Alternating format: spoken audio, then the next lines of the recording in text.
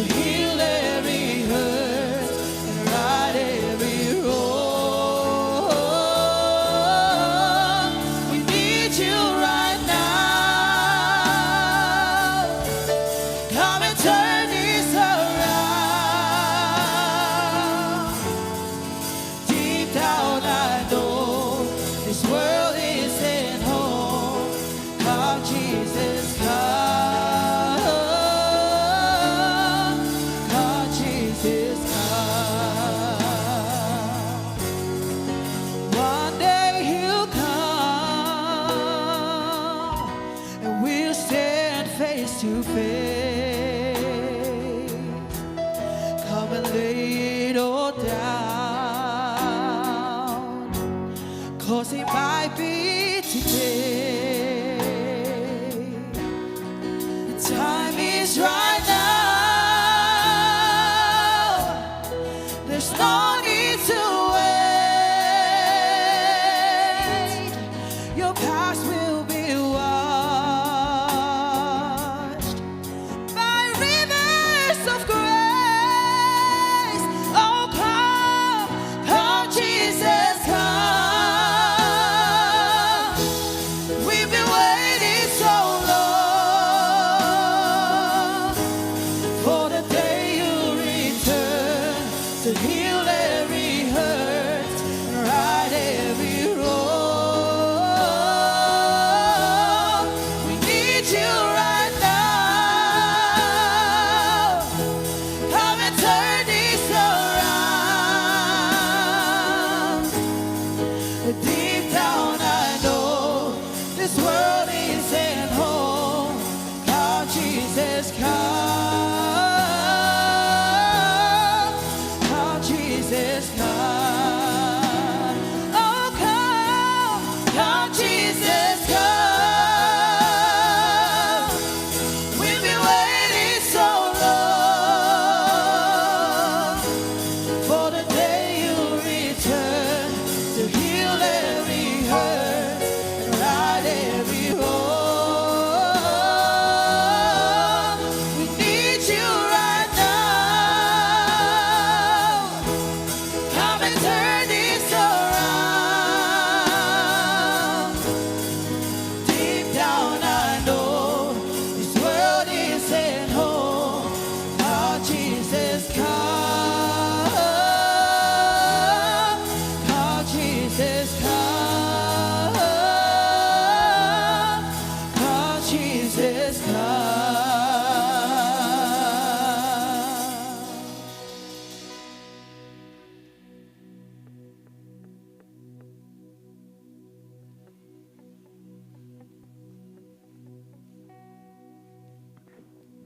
Whawhetai ke eiki, kore peke mo mea hake ki olunga, ke whakailonga e tau whakaapa-apa ki e lorotonga o Otua aku ne i eni.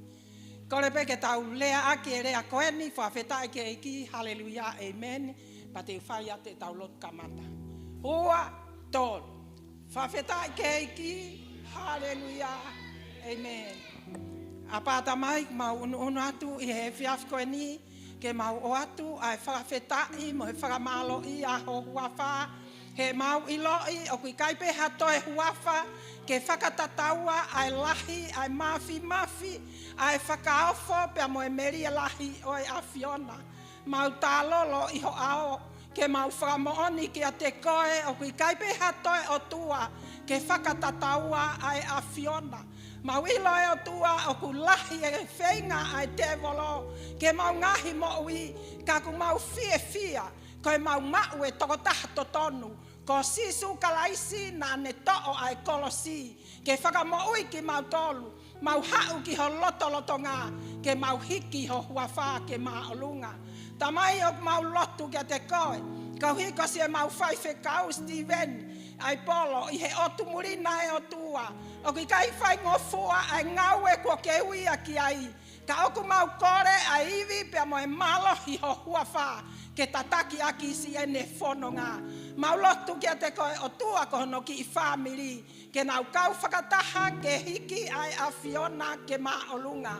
Mau lotu ko hi koe whaiwhekau o e kempasi. Hapai atua Lipulu ka uma anai te mohona ki I family. Tuku ke na tuu whakataha ke hiki ho huawha. Ke whakamoani ki mamani o kulahi ai afiona. Hatoi mea he mo wini. Maulotu kia te koe koe tokotaha ko toa pē. Si ngahi tamai, ngahi whae. Whanau I he fiaf koe ni. Mau hau o talolo o kore aivi. Pea moe malohi pea mea te koe.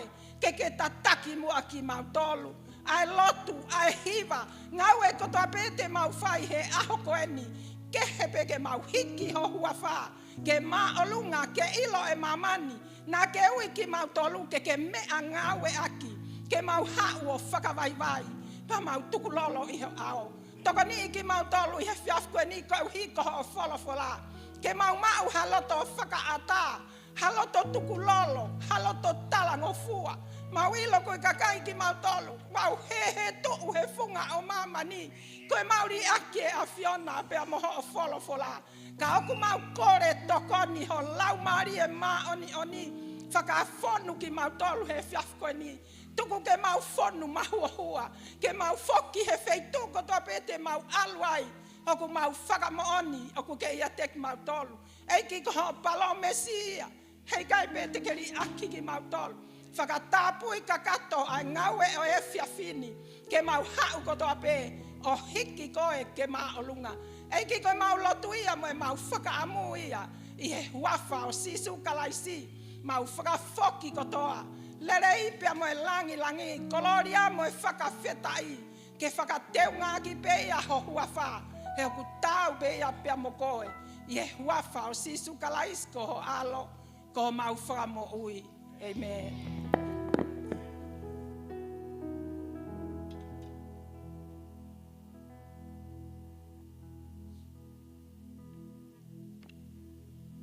Whawhetai ke iki. Amen. Koutou e toi lele iange. Whawhetai ke iki.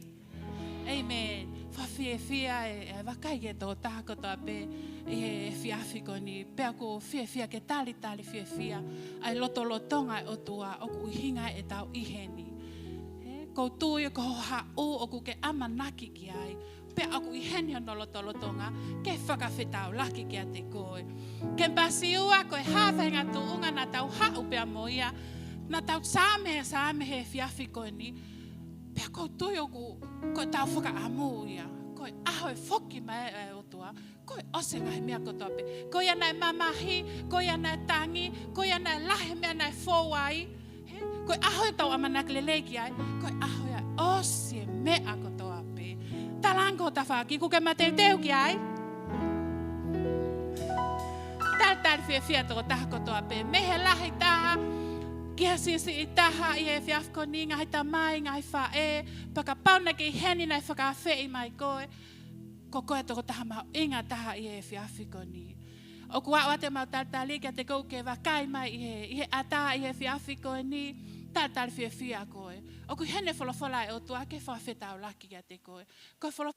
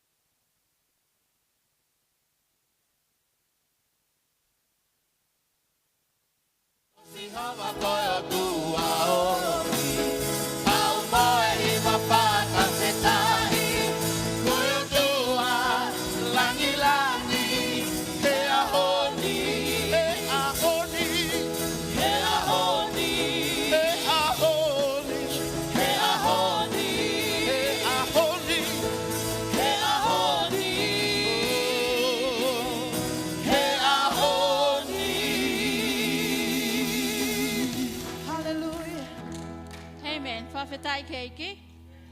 Whawhetai keiki? Oblele Yeshova. Hange ko hiwa na hiwa ke kau hiwa he whiawhi koe ni. Hiwa ki he eiki he koe Otua lahia. He oku lahi ene alo ofa. Ok tau peheni he ngahi aho koe ni. Koe lahi e alo ofa ai Otua ma kitautolu. Amen? Ko le peke mula wahi whaka homo nofo anga.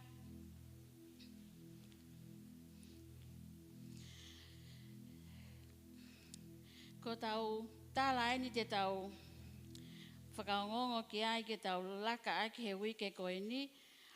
Uraki, whemau ke tau kātaki tō kanga ke whakapapaui e tau aahi ai ngahi kempasi. Hanga hake peke ho tawha aki, wakawakai i ka guaha o toko ua o ku ikai ke maulotu he whiawhini. Pake la wātu ki ai, fuwhia maa wau pito, ke la wātu o koneki ki hatokotaha i ho small group o ikai ke maulotu i he whiawhini. Whakapapau i koe hae uhinga, te ke lawa tokoni ai ki a te ia, koe hae uhinga o ku ikai ke lawa mai ai ke lotu, nā kone whia maa uha lotu, whia maa ke lawa ki ai ke mo lotu whakataha. Kono wā, koe tau lotonga lele fok he wikeni, koe ka mata anga ne wike hono tolu, ai ahoni. E tau lotu, mo e tau whei lau ki he eiki he aho ko ia e ua taha. Maho inga ka te kitautolu e tau taimi lotu, kau tau whea mau ha mālohi, whea mau ke tau lotu. Amen? Amen? Kau tau whea mau ha mālohi, whea mau ke tau lotu. Taim koe nei ke i he nia ia sisu i māmani, tala mai he Folofola tohi ka maa ke waha no uruaki, veso no tongi mā, o tala mai ai nei aluia ke he potuli lo ke lotu. Ki mua ke ne whai e whei laulau i he kolosi, nei mawha tuki ki ai e mea kotoa pe, nei aluia lotu. Pa pehe ki taua, ka inga lotu he whiawhi koe ni. Whia mau ke tau tokanga makehe ki he wike koe ni moe aho koe ni ua taha, o tau whakapapau iai e tau alu ke eiki i he lotu, pa moe whei laulau. Mana tui, koe malawa, koe tae malawa, koe ki he malawa, koe lotu. Amen? Ta whoki ko ta whakio ta langi ki ai. Koe lotu. Amen. Whia mau ki ta tokanga ki he ta mo ui lotu, kai ngatai ka koia koe o ku talango fua ki he Otua, o ku mo ui lotu. Tara mai he tohi koa Efeso, wahe o no veso na taha walu, lotu ma uai pe i he lotu kotoa pe. Amen. Lotu ma uai pe i he lotu kotoa pe, mo lotu tau mau i he lau maari e ma oni. Leo, pia whakakukafi, mo e hūwhia e kainga ma oni kotoa pe. Amen. Whia mau ke tau talangofua ke he Folofola, tau mo ui lotu. Tau mawhili lotu, he kuonga koe ni. Tau te whito ke he kuonga o tau mo ui ai, o tau mo ui he kuonga, o alu ke toi koviange, ai mea kotoa pe. Maho inga ke te tau tolu ke tau mo ui lotu, te tau wofiange ai ke he eiki, pe kai ngatai koe tau whia mau, o ikai ke toi me ia taha ia, kau tau whia mau pe ai Otua, pau whia mau ke tau alu ke eiki i he lotu. Whanonga hono tolu, to kanga lahi ki ho Folofola, mana tu i koe tau Kaveinga ia, o tau lele mai a ki he mahina koe ni, ai whia mau ke tau tokanga, ki he leo e Folofola ai Otua. Amen? Amen?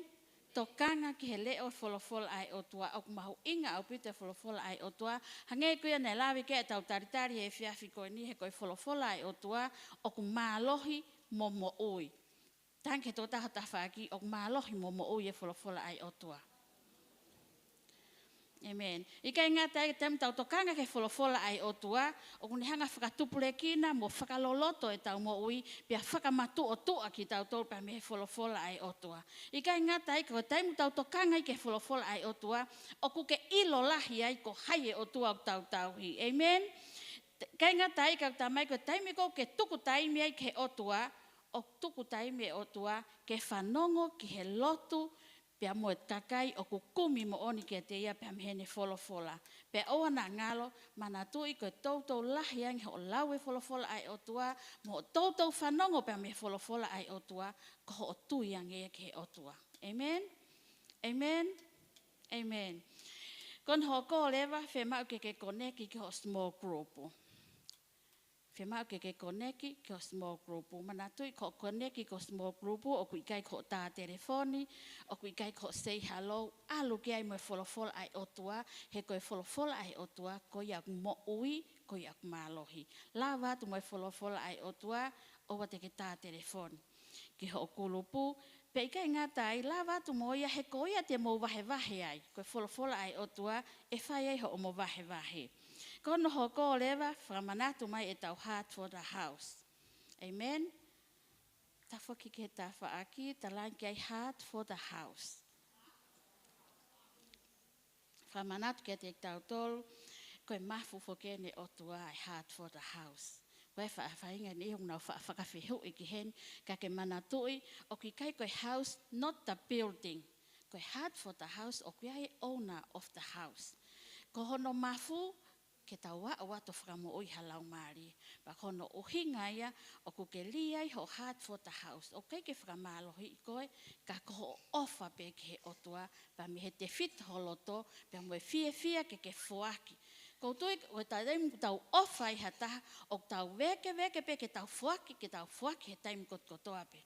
Pau pehe tau hau ke lotolotonga he Otua, tau hau ofa ke he eiki, tau toka ngā i e whare o tau tau hea i ke he eiki, ko uhi ke whakawhonu e whare ko ia, a ke lau maari, he koe mafu e Otua, ke whakamu uiha lau maari e ke ono pureanga.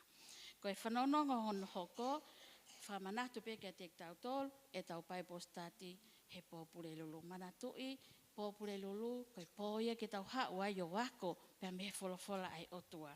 Whanongonongo whakaosi, koe whakataha e kaurita o ka hiri ange pe ai lotu he whiawhi koe ni. Whakaosi au pito, hange koe ki konga folofola na kulau atu ia Efeso wahe ono weso no taha walu, pia ki konga lea koe ni, leo pia whakakukafi. Amen? Leo pia whakakukafi.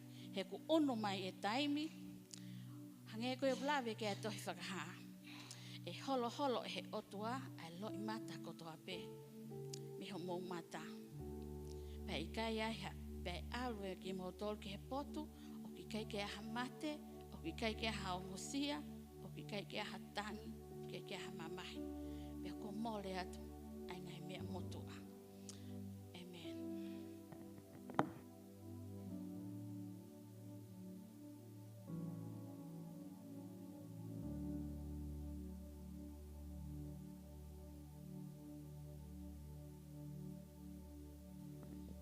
Pawhetai ke eki, ukulelea Jehova, mau ai pe. Ukulelea mau pe Otua. O ti motule mo he mai ko foi konga tapua taha pen he sapa te kotoa pe tau whanongo ki hono o hake he whare koe ni. O ku mahu inga e tau lotu o ku ai mai mea ki whai. Amen. I he tohi koia se nesi pahe taha oa vesu noa. O kuloloa e konga koe ni ka kouto o mai pea ki konga lea koe ni au pehe. Te tāpua ki i koe, ki hoko koe tāpua ki. Kainga tui. Nai hanga he Otua o tāpua ki a e palahame. Ko e palahame ko tangata tui. Ko tamai e kakai tui. Nai tāpua ki i lahi he Otua a e palahame. O ko hanga o om kia te kitautolu ai Folofola koe niu ne whakamanatu mai kia te kitautolu. Ai mahu inga ke tau whaitau tonu i he tau whaki ki he Otua. Ko whi mau pe ke o hanga whakamahino ke te kitautolu kai ngā tui, koe whaki o kui kai ko hame aia o ku ke awe ki he Otua ka koe whakawhoki ai inasi ai Otua kia te ia. He koe ina se Otua o ku maoni oni he koe Otua maoni oni. Tau whakatata pe ki he vai tawhe. Koe vai tawhe kono natula o tawhe mai. Pea o ku toi tawhe atu. Taim kou tau kombea mai ai ki e o kia kitautolu. Koe omi ko he Otua e tāpuak whakapaanga kia kitautolu. Tawhe mai me iai pe o kwhe mau ke tau toi whakatawhe atu. Ai tāpuaki ko ia. Ki he siasi, ki hani I ke he moha taha pe o kune whie mau e tāpuaki. Tau pole I lahi kitautolu I Folofola e pong o e whiawhi ko e ni. Ai mahu inga ke tau ilo I ho tau whatongia to tonu ke whai ki he Otua. Tai milahi ko nofo pe au. Whakakaukau he tai milahi ko no o hake ai pe sa pate kotoa. Me mu ani ai foaki. Pea peheke he tau heart for the house pea moi mea ofa. Nak whakakaukau I hoku loto. Koe haa nai hono uhinga tautou uki ai mea koni. Ok whakafolofola nai. Pe koe mea me he eiki, pe koe mea me he siasi. O kou pole I ki tautolu kai ngatui. O ki kai ke ome he Otua ha mea. O mama o me ene folofola. Koe mea ko tau peu ome he Otua. O whakafolofola he koe fuaki. O whakafolofola o koe sahau pe he tohi koe. Talu me he fuakawa motu aki fuakawa fo ou. He kai ke kehe au ki tatawa I pe. Kau whakaloto lahi I ki tautolu pe au pole I ki tautolu I he tohi koe ni. Ai mahu inga ke tau fuaki. O ki kai ko hame ea ku mole. Ko awe e koe ina se Otua. Kai ha, liu nga mai tapua ke Otua ki a koe pia moau. O koe uhinga he o ta whai tautonu. Kai ha taha ia ia ki tautolu o koe ki tau whai tautonu. Awe ina se Otua ke mo aia. Koe kaungau whapure anga, koe mai e nau wahe ko nau koe mea tautonu ia. Ke rakto o koe mea. Koe wahe hongo fulu koe ina se Otua. Pake whai teri ha koe toenga. Kau ngaue. Kau alu ki tahi mo taha ko toa pia uke ngaue. Honi ma. He ko istapaki he Otua honi ma ke whala whai hamea. He ke ki tau hau pia lotu tai whai hamea kai ngatui. Te kou amanaki lelei ko hofoaki e hoko koe tāpuaki. He koe te ke alu koe ke whetu o kua uke ai hofoaki ke mo uie. Whaka mo uie lau maria toko taha o. Ika ke ni ilo I e Folofola e Otua mo sisu. Ka ko pole I ki tau tolu mahu inga mau pe. Ke tau hanga I loi koe whaki ke Otua, koe whakafoki pe ene inasi a ana. E tau hau ko ke heart for the house, ko tau loto ia. O whaki tau heart for the house mo tau mea ofa, ko tau loto ia ke whale koe ni, ko hui. Koe Otua ia wa ana I whale koe. O tau hau whao ngai hono whale, ke tau whawhetai, whamalo ia, whakahiki hono hua whake maalunga he mea ko toa pe. Pe hei kai ke mole tai aonga, taim lahi, ko taim pe wa ai mai foaki tau tule mo tau tolu ia tau talangi ho tau tafaaki. Koi ai pa anga eni. Koi ai pe ke ave ke liki fe. Ka pau ke te hanga mahi noi ai tohi koe he kai te te whakawhehu ia ko hamea he whare koe. Ka kuwhie mao ke tau mo ui ake Folofola e Otua. Pe hanga he Otua o ome tāpua ki a koe. Ke whakatawhea ki hataha pe une whie mao. Kai malawa ke tautou hau mau pe. Whakawhau mau pe he Otua e tāpua ki a koe pia mau. Ka pau te tawhai totonu. Ke tau lotu. A pāta mai. O mau whakamalo lahi atu ki a te koe eiki. O ku ke hanga whakahino hino I ki mau tolu. He Folofola o e whiawhi koe ni. Ai mahu inga ke mau whai totonu. Ke whaki atu. Whakafoki ai mea kotoa pe ki a te koe e Otua. O ko mā oni a ho ina si e Otua. He koe Otua mā oni koe mo whai totonu I mea kotoa pe. Tāpu e kina ngahi nima kotoa pe. Nau whai ai whaki nau wahe hongo fulu e nau heart for the house. Pea mo I nau mea ofa e Otua. Whakafoki ke te ki nau tolu. Whakauha mai ngahi tāpu aki kehe ke nau ngahi loto whale e Otua. Tuke nau hanga o iloi. O ku tāpu aki he a Fiona ai kakai o nima whaki e Otua. Mau lot kia te koe. Tuke whamano ia e Otua hau kai ke omi ha whakamala ia pe ko ha. Me au ku kai ke lelei ka uke omi ai whakamano ia. Pea moe tāpu aki ke inasi ai toko taha hono kotoa pe. Ka halelei mo halangilangi ai kololia mo e whakawhetai. Tuke mau tau whakafoki kotoa pe ia whakateunga ke hua whako alo ka kuia mau whamo ui. Amen.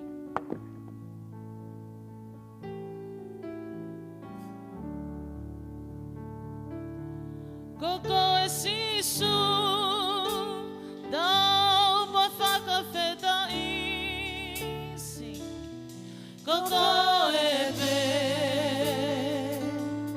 koko epe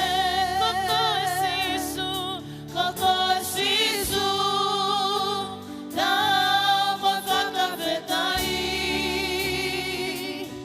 koko epe sisu koko epe koko sisu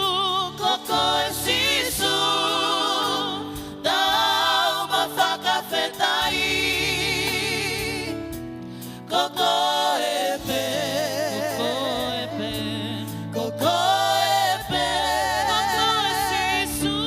koko sisu dau mo whakawhetai koko epe sisu koko epe. Hallelujah. Oglele ya sova ma waipe. Kore ki lava hake be me no anga. Ketau hu ki sova. Ikai mo hato huafa. E mama ni koeni. E fata tau e huafa o sihova. Tu mo ke tahiki a ke ma alunga. E hoa koeni. Fafeta i ke sova. Aku lau mari e be moia ko ta pe o. Wahida i ona huafa ma ani ani. Hallelujah. E Jehova te mauhiki o huafa ke ma alo. Hallelujah. Glory Jesus. Glory Jesus.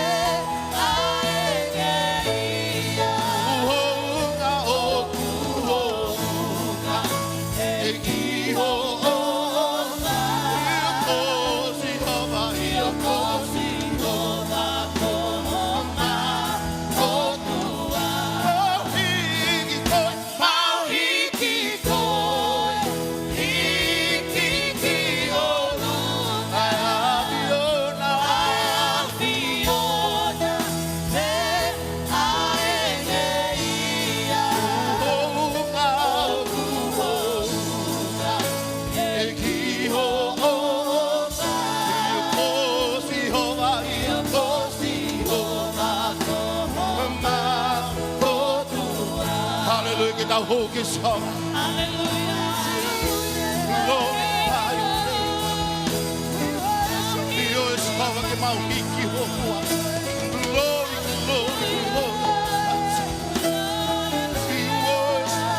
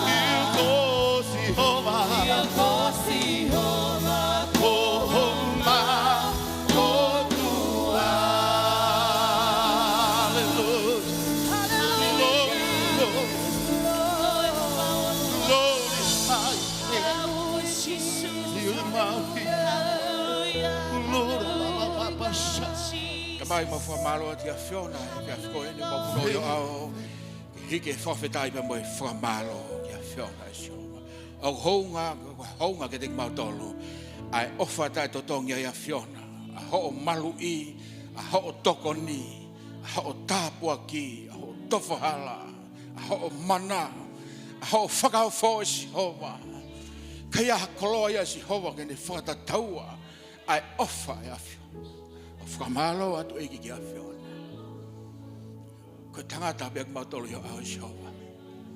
Whamalo atu ko kei whamore more. Ho keresi. Ki kei whakahauwhi pe kakaimanga. Pae ngai wakapuna I showa. Mate kakai.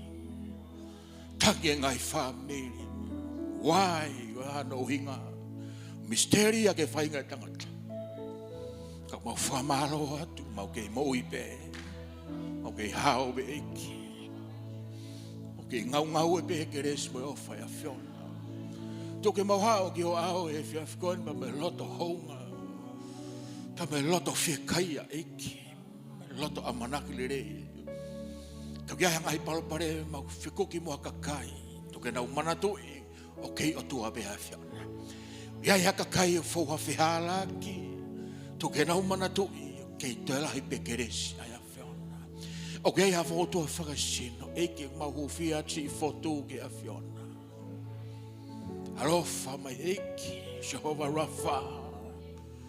Hako atu eki ho whai whakamoi ke si fotu eki. Hau whai whakamoi.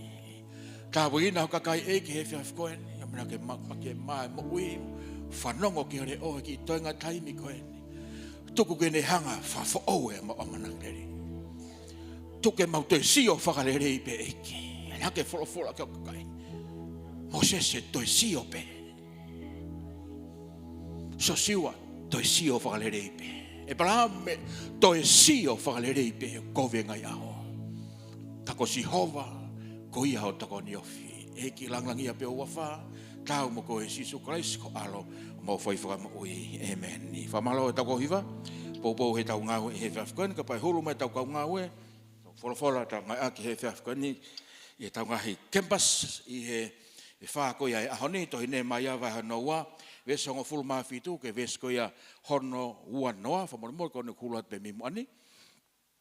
Ke tau hokat ke tau Folofola, ta tari whiawhia, ai tō taha ko tau pe kau live viewers, via Facebook e siasi, da tari whiawhia ki motolu I he whiafkoni, tawang pa mo iki kene taha pe kene ki motolu he iki, pe me he ne Folofola e hoa koni, pe ke tau senior pastor I Nusila, hoko tāpua kia pe mo Folofola Otua e tāpua kina ko he ekipe ki o whare po te si tō taha ko tō pe au ke tau kempas honoua ngai fofonga fo o tau kau whakataha e whare Otua e hoa koni pe ke tau statement ni kau tangata eiki kau whine eiki tau kau whakataha i he saione Otua tawang pe mo eiki kene tāpua kina ko mo tolu pe me hene Folofola e hoa koni pe ke tau tanga taimi mau he whiaf koni whamore more ta hokat ke Folofola e Otua Nehemaia wahe noua hanga me pe ke laka tau lau whakataha i he hefia fini.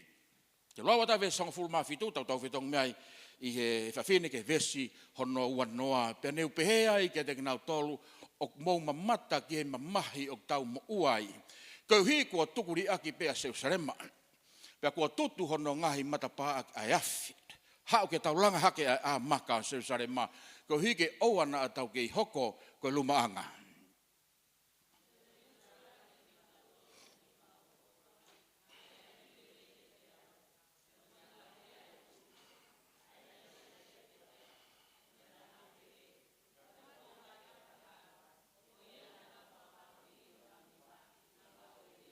Amen. Vesta hiva. Kai e whanongo kia i a San Palate koe tangata holoni. Mo tō paia koe tamau eiki koe tangata amoni. Mo ke semi koe tangata arepea. Nā nau kata manuki i a kinau tolu. Pea luma i a kinau tolu. O pehe koe ha ai me ani o mou whai. O mou loto ke hanga tuu ke tui. Vesua noa talau whakataha mai. Lau kere o lahi ua tolu. Panaku tari a kinau tolu. Pea o pehe ke te kinau tolu. Koe Otua o e langi tēne whakamono ia a ki mautolu. Ko ia ko ki mautolu ko ene kau tamau eiki te mautu hake o langa.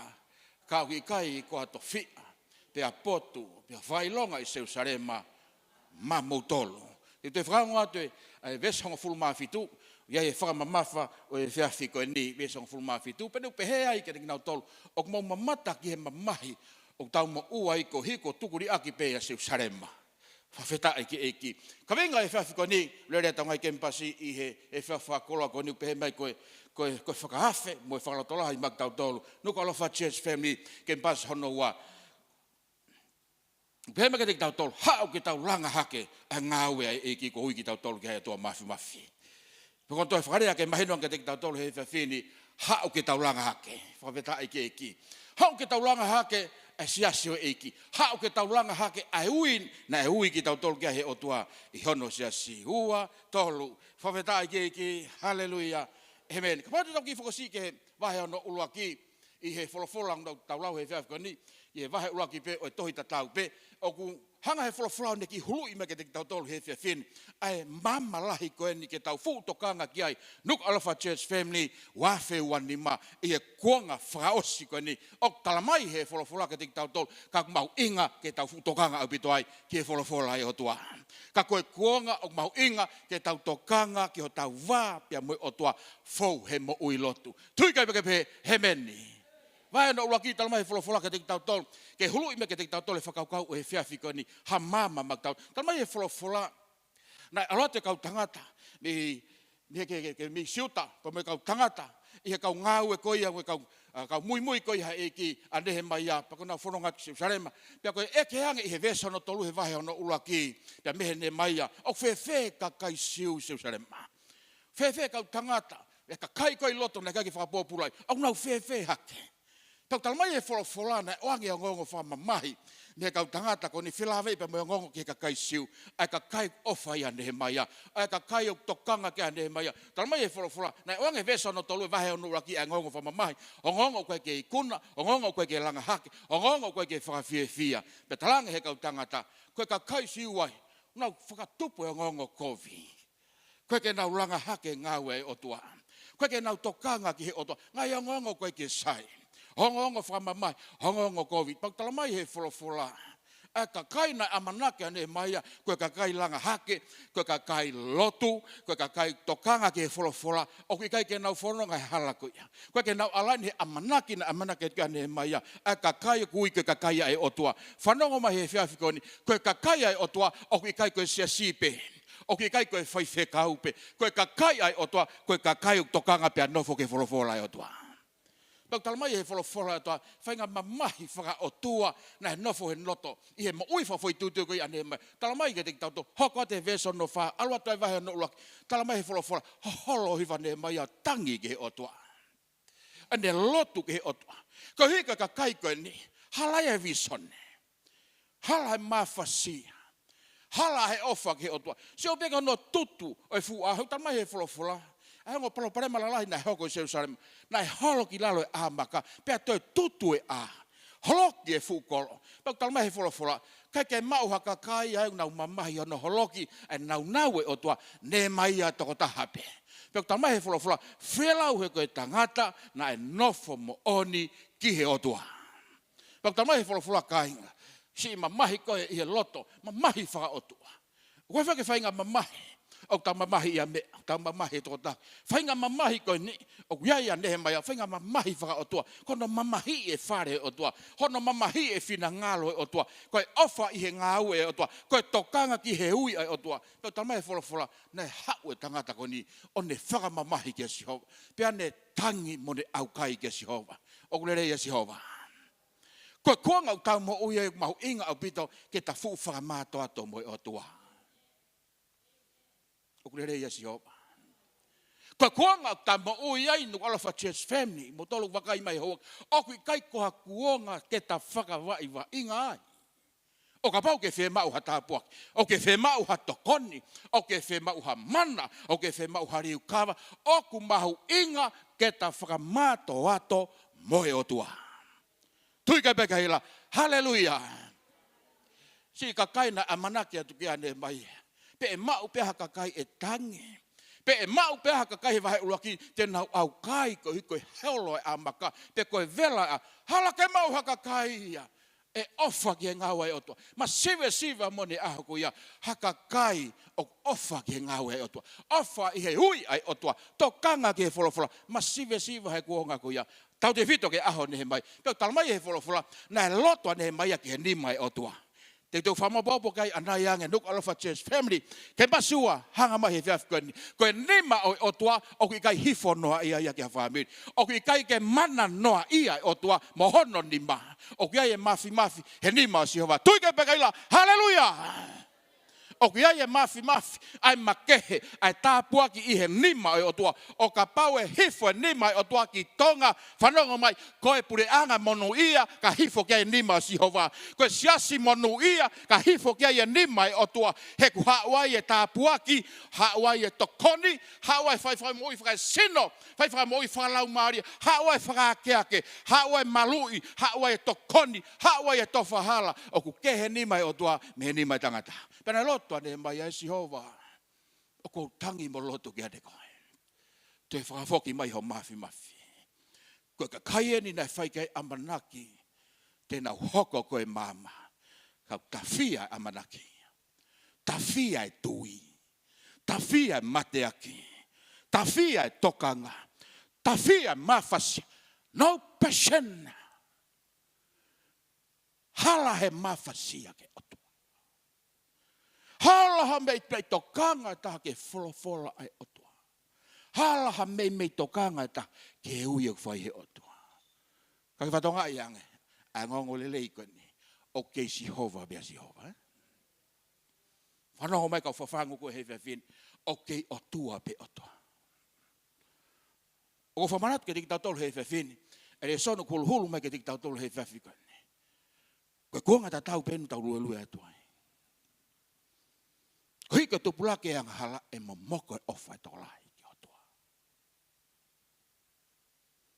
Koe hui ka tupulake ang hala e momoko e ofa e tolai ki Otua. Nau lave Sunday school nai motona miss ke miss e tapok lai.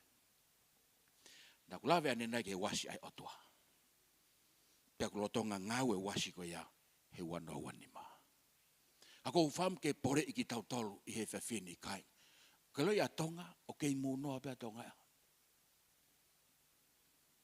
Okei muno ape kau lotu e aon. Koe te ke whakatonga e. Alu e kuanga ke whaingata. Kai ka kosea ni usi, we can. Kangi ko ngai whamiri e pae wakapuna. Toho mai sino ka kai paku. koe tangi ne whae. Kene hanga whamana tu ke te au. Folofola e whawhine. Ka pauna o sina ki ilo. E vela e o whewhine. He kai te totongi pāsine tiki teke alu. Ka ku mate ia.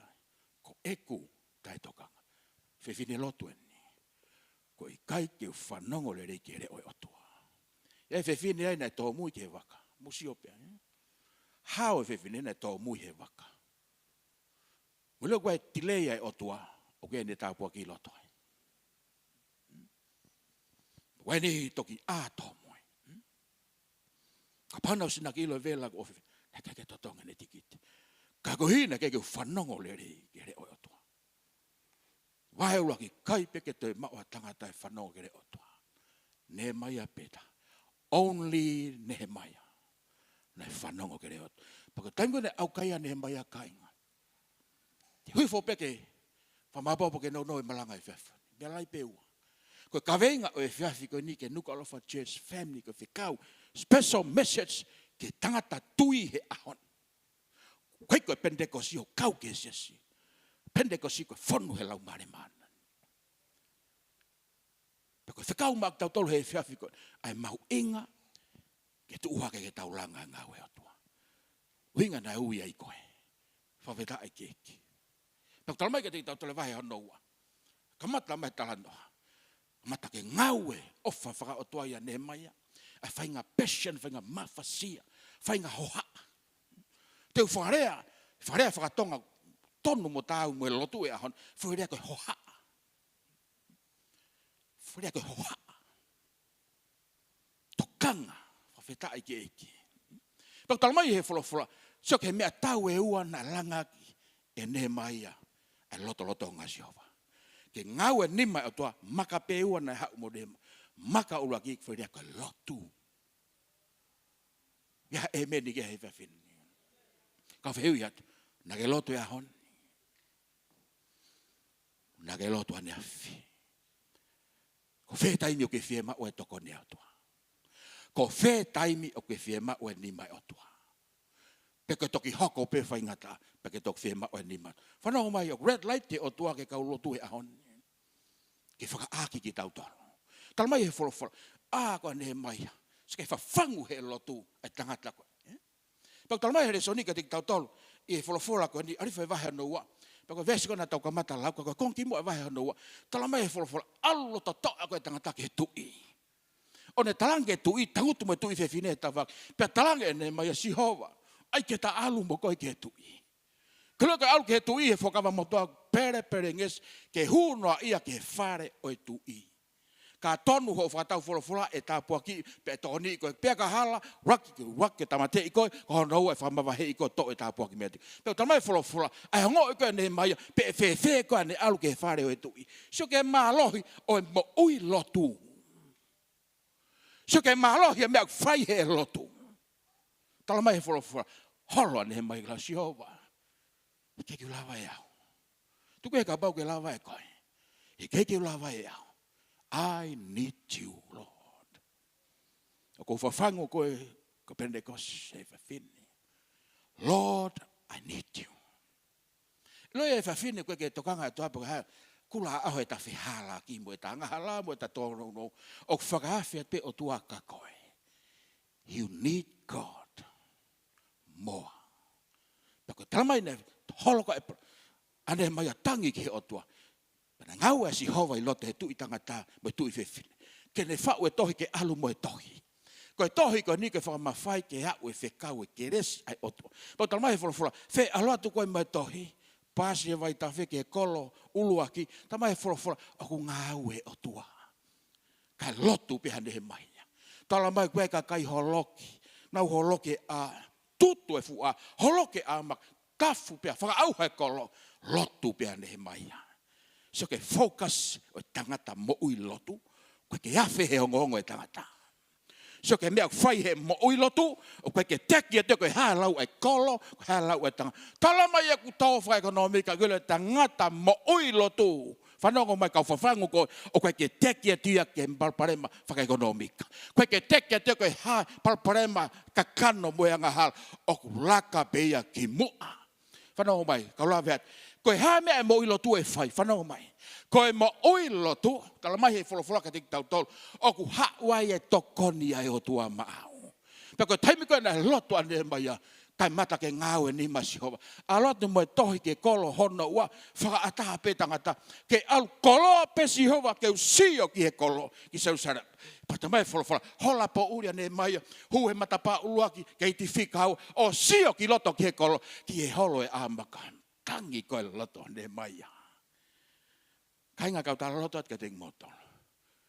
O kaya mea te u ofa uuai, ka koe huia e Otua. O kaya mea ria ki mo ui kaya ku mo ui ka koe huia e Otua. O kaya mea e whamore ki lai tāki au kakawai ahoni, ka koe huia e Otua. Koe taha e ria e osika e ku matia ki ahoni, ka koe huia e Otua.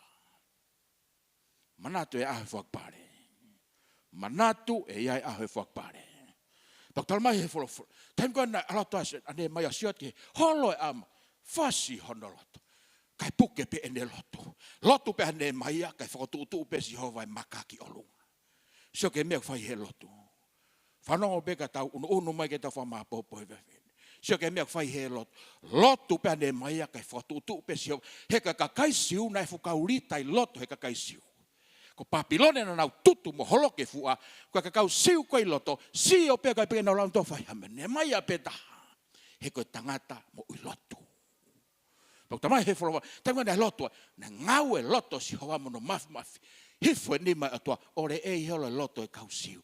Pau tamai he Folofola ke te ki tautolu, koe taim koku ke lotu ai, o hau e tokoni ai oto. Hini me kua whema o whawini marunga, osi, wheta ai keiki. Ka nifo e lotu, ke ha te whemau. O ke ilo ifo e hao ki he lotu, ke ha loto whekai e loto. Ke te hao ku te maha, kai whakawhonu ko e Otua. Ke hao ku nge esi, kai whakawhonu ko he Otua. Na tāke Otua Nehemaia te uala ki a te koe. Paka taimi koe na halo moea ni mai a lotu. Hao e tokone e Otua. Sio ke he mea ku whai he mui. O ku lahe ngai benefit, whai e Sihova he mui lotu. Ko inga ku huki e tuai ke hao lotu. Kuinga ko huki e take ke hao lotu he pōwhalaite. He koe mea kau whai he lotu, lahi ange he poto koi olunga. Lahi ange he tau kei, ko e ta tau kei, ko e ta malawa e ngata pe. Kile mea whai he lotu uo pe e hau malawa. Lahi te mene te teo ki amnaki ki ai. O ke haware pe kau, tawhe mai tā buaki. Paspasi ke he whawhine. A wifo e mo he toko lahi, koe ka mea te ke sio koe ki ai. Hui foi whakapika pika ia tō lai, koe ngā mea te ke sio kai. O koe loi mea whai he lotu, ne whawhangu ko ke a. Ke sio. Paku hanga he Otua toko ni e ka kai.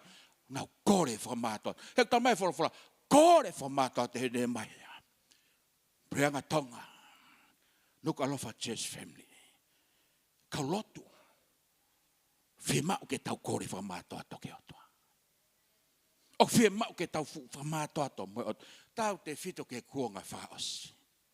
Kau ka lotu, pia ka lotu. Papa te tau mui pake au tuku mea pia aku. Whai te whanongo mai. O ke ilo e lotu ne whawhangu e tangatalu. Ke ilo e Otua ngau he taimi. Hallelujah. O koe koe ui ke tāpuni awa. Kolo peke wao. No way. Koe tāpuak ia e Otua. I he ui ko ia. Ka mata me mo ui lotu. Loko ea koe whai whekau na tāpuak lai. The leadership ta unipe. Your private life reflects your public life. Ko mo ui ko he ata ka kai tolahi o reflect mai ho moi fa foi tui. O kule reia si ho. Ko inga ko fa tolahi ka te ko me malanga e fef kon. Ma inga mo lot fasi. Mai foi maka fasi ne to me Nehemaia. Kala mai na ke ne to mai poto ka kai siu, ne ke ne to hono poto, ne to mai re o Otua. Eki Folofola mai. O Folofola koe māma ke tia. O ke loi e Folofola, nei fu waka mon pe e mo ia Nehemaia. Pena sio visona Nehemaia tene langa. Tene toi langa e fu koloko. Tene toi langa e fu a. O si vela. Estimate a honu kilu. Tala mai he tangata visone tene toi langa. Koe tangata waka he Folofola e Otua. O ange Otua visone ki hai. O koe ave no ia visone ka tangata koe ke nofo ke folofola. Koe lahi anga ho nofo ke folofola, koe lahi nge visone mo le lei, mea le regu ate o tua ke sio ke ai. Pau tamai folofola, seko no make, taimina langa ya Nehemaia he re o tua, nei alu ya waka ki loto ke ne mo. Paka sio ke tāpua ke taimi waka i folofola o tua, i loto e te koe, kau hiva, kau whaiwhikau, kau litas, Nuku'alofa church family, toko taha ko tope, koe taimi waka i folofola o tua, o ku ke sio ke mea le rei ai o tua. Whawheta ike eke. Oku ke ilo e mea tonu, mo mea hala, mo tamai folofola. Ko taimi na hakai, so vi so nene mai. Te uto e langa pe. So kono tāpua ki, taimi o ke nofo ai he folofola, tuange haka re o tua i loto e te koe. Tala mai, e ote he tua ki me ke sioki. Ko hono ua, ko taimi o ke nofo ai he folofola ai o tua, oku ne ote mama ki a te koe. Oku le reia Sihova. Samoa ne ote mama ki a te koe. Ke pasiua ne ote mama ki a te koe. Me whapopo uri. Mea ku vela, koe te ha a, koe ke te ha langa ha whare. O ku sio e tangata wha mama hei o tua, e langa pe hai a. E to e langa pe whare. O ku lere ia Sihova. Paspasi ke eike. Te ngata mea hei whiawhini. Lolo re sonika te ngata mea whiawhini. Sainga pe folofola no, ka ke maua whekau hei whiawhini. Pa koe wha o sio pe heni maka te tauta. Koe taimi koe o ku ke nofo mo ke langai, I he folofola. Koe makalalahi e ua, o whakawhikai malanga I whiawhikoni. Hau ke tau langa hake e ui, ko ui ki tautolu he o tua mafi mafi. Hau ke tau langa hake ngaue o tua, ko ui ki tau langa ke lotu. Tui ki haipeke pehe, haleluia.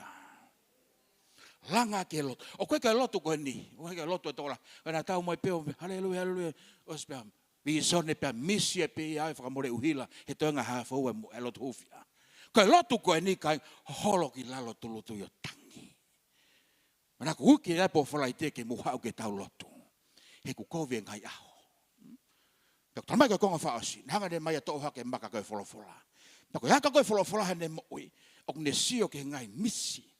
Ko paupe ke toi langa hake. Ko au na e ui. Peko paupe ke langa hake ngaue Otua. Pau ke langa fo I maka, funga maka. Ko whaosi e whiawhiko ni, tala mai. Koe taimi koe te ke langa he folofola atua, tene hanga whakatu umau koe. Koe taimi koe te ke tu umau ai, mea koe koe ke toi whahalanga, no, o tu umau be tangata ia, o nofo he folofola atua. Mai te te langa. Koe taimi koe ke nofo he folofola atua, ne hanga langa hake koe, ke toa holoto. O ke fauha whautoa e whakaisino, whanongo mai, tuange rea te Otua ka koe. Ure ia Sihova. O koe te ke lava li riu ho whanau, tuange rea te re o Otua ka koe. O koe fauha masiva whakapaanga, tuange rea te Otua ka. Ka koe te ke lava e ko li riu koe. Tama e tala vau ko si, mas si ko whewa he whenga ke tuku e mea koe. He kai te ke lava ko li riu koe. Tuange ke Folofola e Otua ka ne whakamama koe. Tama e Nehemaia, langa he Folofola e Otua. Te hanga whakatu umau au. Pe tene ave au ke tāpuaki. Ta ngata me he whiawhiko ni, Nuku'alofa church family, whanongo mai. O te tamari e whanongo pe he whiawhin.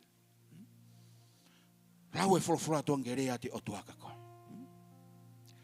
Tuke rea te Otua ke te koe. Si koe whamiri e nia ku holoi a. Whampea ki mea lere. Hau siwe lalo au. Ke lotu.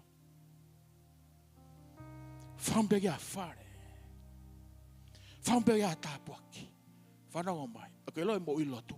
Ko hinga ko uke teke ke hao lotu. He kuia tāpuaki a tua I lotu e mo I lotu. Ka ko uke e siasi. Tokanga ke Folofola. Whai ki he reo e Otua. He koe reo e Otua. O ki I fufua I e monu ia. Pau talama he Otua. Taimine asia ni mai Otua. Vesono wanoa. Talawe ke he whiawhiko.